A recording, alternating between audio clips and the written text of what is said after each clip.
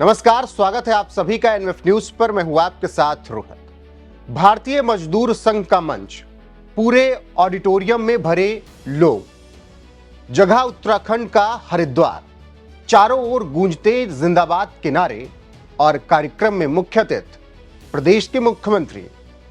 ऐसे में उम्मीद यही थी कि मुख्यमंत्री श्रमिकों की स्थिति में सुधार के लिए कुछ बड़ा ऐलान करेंगे, और हुआ भी कुछ वैसा ही।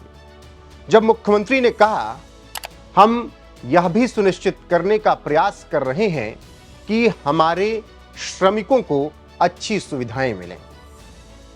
बता दें कि इस दौरान सीएम धामी ने भारतीय मजदूर संघ की 70 वर्षों की उपलब्धियों, संघर्षों और योगदान को नमन करते हुए ये बड़ी बातें कही और उनके संगठन की खूब तारीफ की, और श्रमिकों की आवाज को बुलंद करने के लिए संगठन का आभार भी जताया, और बताया कि मजदूरों की जिंदगी बदलने के लिए सरकार क्या कुछ काम कर रही है या फिर क्या काम कर चुकी है। असंगठित क्षेत्र के श्रमिकों के लिए प्रधानमंत्री श्रम योगी मानधन योजना के अंतर्गत प्रतिमाह 1000 रुपए पेंशन की व्यवस्था भी की जा रही है। भाइयों बहनों, आदरणीय प्रधानमंत्री जी के मार्गदर्शन में हमारी सरकार ने सबका साथ, सबका विकास, सबका विश्वास और सबका प्रयास के इस मूल मंत्र को साधते हुए, इस मूल मंत्र को आत्मसात करते हुए श्रमिकों के कल्याण के लिए प्रतिबद्ध होकर काम कर रही है। चाहे श्रमिकों के लिए आवास योजनाएं हो, सामाजिक सुरक्षा कार्ड हो या स्वास्थ्य बीमा जैसी योजनाएं हो, हमारी सरकार ये सुनिश्चित कर रही है कि श्रमिकों को किसी भी स्तर पर उपेक्षित न रहना पड़े, उनको कहीं परेशान न होना पड़े। इसके साथ ही हमने उत्तराखंड भवन एवं अन्य सन्निर्माण कर्मकार कल्याण बोर्ड के माध्यम से श्रमिकों के लिए कई योजनाएं लागू की हैं। हम जहां एक और श्रमिकों के बच्चों के उनको निर्माण स्थलों पर मोबाइल लर्निंग सुविधा उपलब्ध करा रहे हैं, वहीं प्रतिवर्ष 75 मेधावी विद्यार्थियों को रुद्रपुर इंस्टीट्यूट ऑफ टेक्नोलॉजी में उच्च तकनीकी शिक्षा भी प्रदान कर रहे हैं। हम इन छात्रों को शिक्षा, आवास, भोजन और अन्य मूलभूत सुविधाएं पूर्ण रूप से निःशुल्क उपलब्ध करा रहे हैं। श्रमिकों के स्वास्थ्य, आवास, उनके बच्चों की पढ़ाई के लिए धामी सरकार ने लगातार काम किया है, जिससे श्रमिकों की स्थिति में बदलाव लाया जा सके, और लगातार बदलाव श्रमिकों की स्थिति में आ रहा है। जब बात श्रमिकों की सुरक्षा की हो, तब भी धामी सरकार इस पर पूरा काम कर रही है।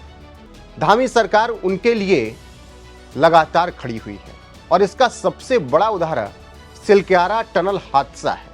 जब उस वक्त पूरी दुनिया परेशान थी कि कैसे सिलक्यारा में फंसे मजदूरों को निकाला जाएगा, तो उस वक्त सीएम धामी लगातार वहां पर डटे रहे और उन्होंने मजदूरों को सुरक्षित बाहर निकाला, श्रमिकों को सुरक्षित उनके घर ले आए, जिसकी तारीफ आज भी होती है। मैं बताना चाहता हूं, उसी प्रकार से हमारे माननीय मुख्यमंत्री जी गरीबों की, मजदूरों की प्रदेश में नहीं, ये पूरे देश में नहीं, पूरे विश्व में आवाज बनकर गूंजते हैं। मैं बताना चाहता हूं कि 25 साल में ये मिनिमम वेज जो करीब 10 लाख मजदूरों का जो उत्तराखंड में है, जो बड़ा ये 25% इंक्रीमेंट हुआ, सर्वाधिक इंक्रीमेंट माननीय मुख्यमंत्री जी के आशीर्वाद से हुआ।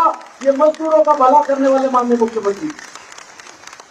और मैं ये भी बताना चाहता हूं कि सिलक्यारा टनल में ये हमारे गरीब मजदूर जो वहां फंस गए थे, मैंने अपने जीवन काल में या किसी ने भी अपने जीवन काल में नहीं सोचा होगा, नहीं देखा होगा, जिस प्रकार से हमारे उत्तराखंड के यशस्वी मुख्यमंत्री पुष्कर सिंह धामी जी ने वहां रहकर 17 दिन वहां रहकर उन गरीब मजदूरों की जान बचाई।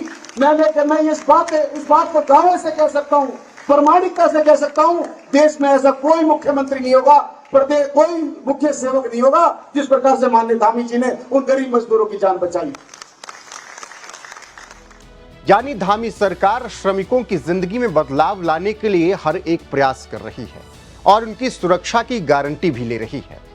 इस तरह हर क्षेत्र में धामी सरकार लगातार काम कर रही है। यही वजह है कि जैसे जैसे सरकार का कार्यकाल बढ़ता जा रहा है, वैसे वैसे उसकी उपलब्धियां भी बढ़ रही हैं।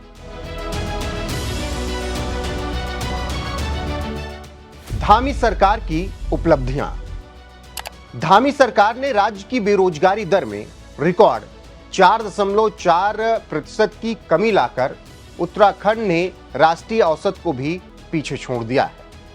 2023-24 की तुलना में इस साल राज्य के सकल घरेलू उत्पाद में 13.59% की वृद्धि दर्ज हुई है। पर्यटन, तीर्थाटन, ऊर्जा, कनेक्टिविटी, उद्योग, कृषि, ग्रामीण विकास, शिक्षा, स्वास्थ्य, श्रमिकों के लिए काम सरकार ने लगातार किए हैं। सरकार ने राज्य की भूमि पर अवैध कब्जों के खिलाफ अभियान चलाया, कठोर कदम उठाए और 1,44,500 एकड़ से अधिक भूमि को अतिक्रमण मुक्त कराया गया। सरकार ने श्रमिकों के लिए सुरक्षा और सुविधा सुनिश्चित करने के लिए कई कदम उठाए हैं और भारतीय मजदूर संघ के साथ मिलकर काम लगातार जारी है। ये तो महज कुछ ऐसी उपलब्धियां धामी सरकार की हैं जिसको हमने आप तक पहुंचाई हैं। इसके अलावा भी कई और काम धामी सरकार में हो रहे हैं, वो चाहे प्रदेश के विकास के लिए हो या मजदूरों के विकास के लिए हो, मजदूरों की स्थिति बदलने के लिए हो। लगातार धामी सरकार उनके लिए काम कर रही है। ऐसे में जब मजदूर संघ के मंच पर सीएम धामी पहुंचे तो उन्होंने सरकार की और उपलब्धियां गिनाई और बताया है कि किस तरीके से श्रमिकों की जिंदगी बदलने के लिए सरकार काम कर रही है। आपको सीएम धामी के बयान के साथ छोड़े जाते हैं और जिस तरीके से उनके कार्यकाल में अभी तक काम हुआ है श्रमिकों के लिए, जो वो खुद बता रहे हैं, उस पर आपकी राय क्या है? कमेंट में जरूर बताइएगा। वीडियो को शेयर कीजिएगा, लाइक कीजिएगा, चैनल को सब्सक्राइब करना मत भूलिएगा। बने रहिएगा हमारे साथ, क्योंकि देश और दुनिया की तमाम खबरें आपको यहाँ पर मिलती रहेंगी लगातार। नमस्कार। मेरा मानना है कि केवल श्रम के साधक ही नहीं, बल्कि राष्ट्र निर्माण के पथ निर्माता भी हैं। आज का ये सम्मेलन विशेष रूप से युवा कार्यकर्ताओं के लिए आयोजित किया गया है, इसलिए इसका महत्व वर्तमान परिप्रेक्ष्य में और अधिक हो जाता है जब हमारे प्रधानमंत्री जी विकसित भारत का संकल्प पूरे देश के सामने उन्होंने प्रस्तुत किया है।